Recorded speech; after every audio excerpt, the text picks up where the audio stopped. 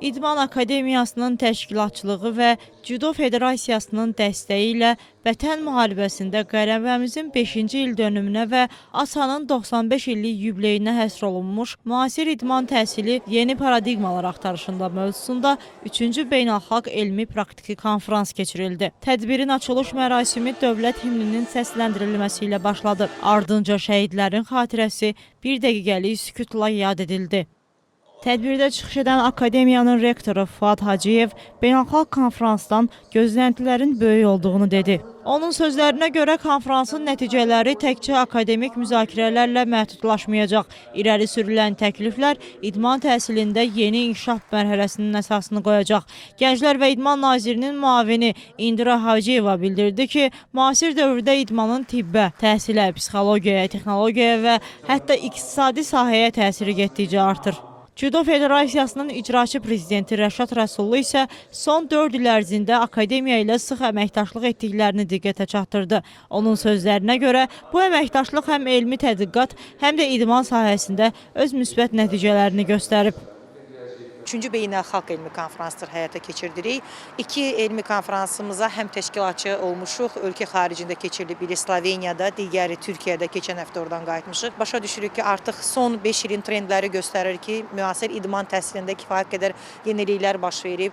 Həm burada texnologiyaların inkişafı, həm tibb səhiyyə elmlərinin idman təhsilinə ciddi inteqrasiyası, həm istər sağlam həyat tərzi olsun, istər ümumiyyətlə performans analitikası olsun və s. digər sahələrin idman təhsilinə inteqrasiyası göstərir ki, biz də bu təhsillə, bu gözləntilərlə, tələblərlə uzlaşmalıyıq və İdman Akademiyası olaraq burada verilən təhsilin keyfiyyətini artırmaqdan ötürü elmi fəaliyyəti artırmaq, elmi fəaliyyəti inkişaf etdirmək bizim də öhdəliklərimizdən biridir. Əsas məqsəd ondan ibarətdir ki, müasir dövrümüzdə idman sahəsində təhsil məsələlərinin və həmçinin də elmi yanaşmaların artırılmasına köməklik göstərmək, bu sahəyə diqqət çəkmək, həmçinin bununla bağlı beynəlxalq əməkdaşlıq imkanlarını araşdırmaqdan ibarətdir. Buna görə də konfransda müxtəlif ölkələrdən müxtəlif akademiklər, professor heyəti dəvət olunub.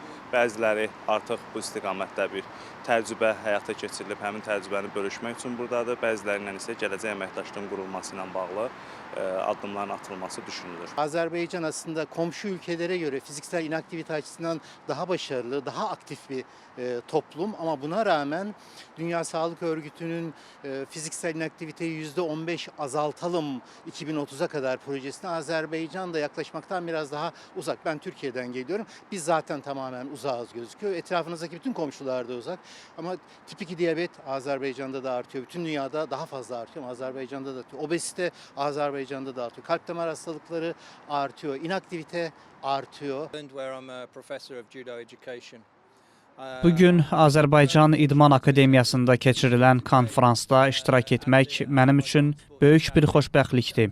Bu, idmanın Azərbaycan cəmiyyətinin həyatını dəyişdirmə gücü haqqında çıxış edən, yüksək səviyyəli beynəlxalq spikerlərin iştirak etdiyi diqqətə layiq bir beynəlxalq konfransdır. Bugün hamıya müraciət etmək üçün dəvətinizə görə çox təşəkkür edirəm. Sağ olun. Bu konfransın əhəmiyyəti dünyanın bir çox müxtəlif ölkələrindən insanları Bakının gözəl şəhərində bir araya gətirərək idmanın insan həyatını necə dəyişdirə biləcəyini müzakirə etməsidir.